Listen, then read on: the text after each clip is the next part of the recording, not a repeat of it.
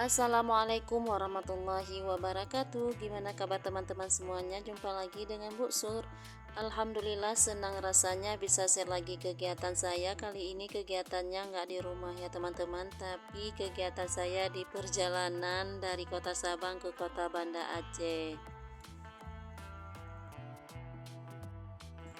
Oh ya teman-teman, di awal video tadi saya record dikit, itu adalah situasi kapal yang masih kosong karena penumpang dan mobil yang belum dinaikin masih ngantri.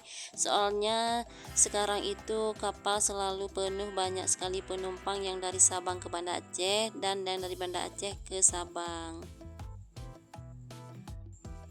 Alhamdulillah ini udah sampai di pelabuhan Ulele, langsung aja kami naik becak. Soalnya ya teman-teman, saya tuh nggak bawa kereta ke Banda Aceh karena saya tuh nggak berani ya teman-teman bawa kereta di kota Banda Aceh. Soalnya kota Banda Aceh itu sangatlah banyak dan ramai kendaraan di jalan dibandingkan di kota Sabang. Kalau di kota Sabang tuh nggak berapa banyak ya kendaraan di jalan.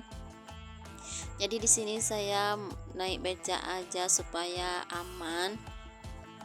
Dan saya tuh perginya cuma bertiga, si adik saya tinggal sama ayahnya karena memang gak lama, cuma 2 hari 2 malam di kota Banda Aceh untuk berobat mata mama saya.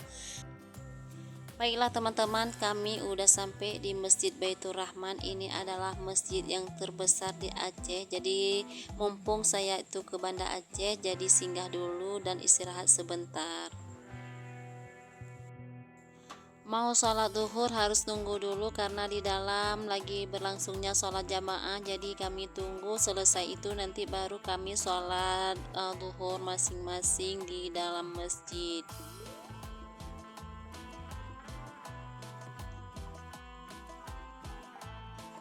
Oke, ini lanjut lagi kami belanja, nggak lupa singgah di toko dasteran ya. Karena setiap berangkat ke Banda Aceh itu selalu beli daster karena di sini dasternya banyak pilihan dan murah harganya. Oke, ini udah selesai, sat-sat aja ya teman-teman karena nggak lama kami di Banda Aceh, cuma 2 hari. Dan ini kami lanjut lagi perjalanan ke pesantren keponaan. Kebetulan hari ini hari kunjungan santri, jadi di sini kami kunjung ponaan sebentar. Karena waktu yang ditentukan untuk berkunjung dan jumpa dengan keluarga hanya sebentar, makanya di sini kami hanya sebentar aja. Yang penting sudah jumpa dengan keponaan. Dan lanjut, ini hari kedua saya di Banda Aceh ke rumah sakit. Ini lagi ngantri bagian BPJS karena mengingat kalau di rumah sakit itu ngantri, jadi kami tadi pagi lebih awal datangnya. Alhamdulillah kami selesai di rumah sakit tadi sekitar jam 2. Kemudian kami kembali ke tempat penginapan istirahat sebentar.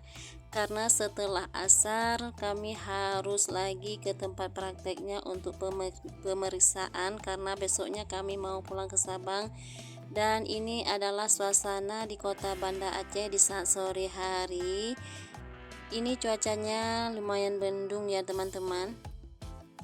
Oke, baiklah teman-teman, di sini saya lanjut lagi perjalanan dari penginapan ke pelabuhan Ulele. Cuma di sini kami singgah dulu sebentar di pasar untuk beli oleh-oleh yang mau bawa pulang ke Sabang. Dan di sini yang sudah masuk kapal cepat ya teman-teman. Kalau kapal cepat itu dari Sabang perjalanannya hanya 45 menit. Jadi ini udah masuk kapal cepatnya. Dan ini kapal lambatnya mau berangkat yang namanya kapal Puyuh, katanya mau berangkat ke Pulau Aceh. Jadi kami harus nunggu lagi kapal lambat satu lagi yang dari Sabang ke Pelabuhan Ulele. Padahal jadwal check out kamarnya itu sekitar jam 1. Kami di sini jam 8 udah keluar kamar menuju ke pelabuhan karena mengingat antri-antri sekarang itu, makanya kami cepat datangnya sampai ke pelabuhan. Rupanya nggak ada kapal, ya udah kami sarapan pagi aja dulu. Ini suasana di pelabuhan Ulele sangatlah ramai penumpang yang lagi ngantri tiket, padahal loket tiketnya belum dibuka, cuman siapa yang datang ngantri terus, katanya nanti jam 8 bisa habis tiketnya, akhirnya kita harus ngantri lagi untuk pemberangkatan. Makanya di sini orang semuanya ngantri terus walaupun tiketnya belum dibuka. Alhamdulillah ini udah sampai ke pelabuhan Sabang dengan selamat. Tadi pas saya naik ke kapal, angin kencang dan hujan sangat lebat ya teman-teman. Jadi di sini udah sampai ke Sabang, hujannya udah reda, kami tunggu penjemputan dulu.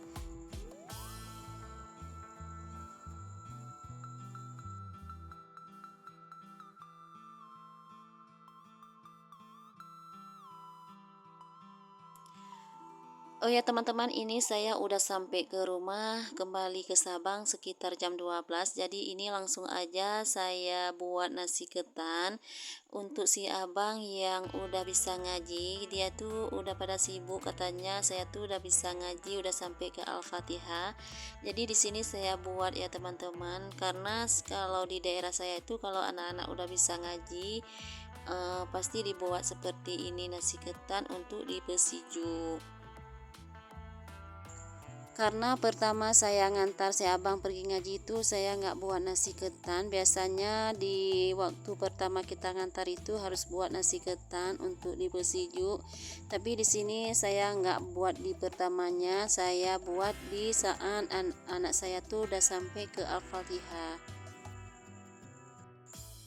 Karena saya pikir pertama saya ngantar tuh dia tuh masih kecil, jadi pastinya ngajinya tuh kurang serius, jadi makanya di sini nggak saya bawa nasi ketan.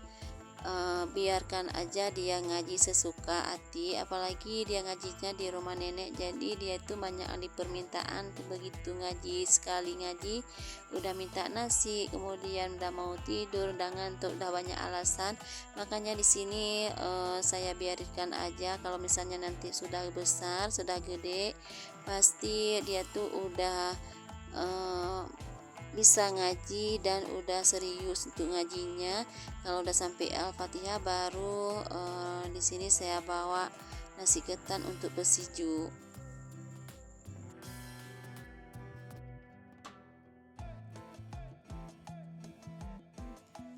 Dan alhamdulillahnya sekarang itu udah bisa baca Al-Qur'an dengan kalimat-kalimat yang panjang. Makanya di sini saya bawa nasi ketan untuk pesiju.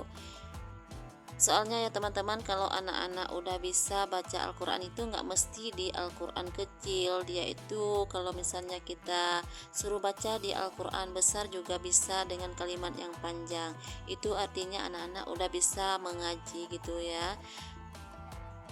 Dan seperti ini ya teman-teman, sekilas kalau yang saya maksud dibilang di Pesiju. Jadi saya tuh bawa nasi ketannya ke tempat pengajian di Pesiju oleh tengku pengajiannya. Kebetulan yang tengkunya itu nenek sendiri, jadi ini udah selesai pesijunya, nanti dimulai dari Al-Fatihah 3 kali baca. Oh ya teman-teman, ini udah akhir video, saya akhiri. Assalamualaikum warahmatullahi wabarakatuh.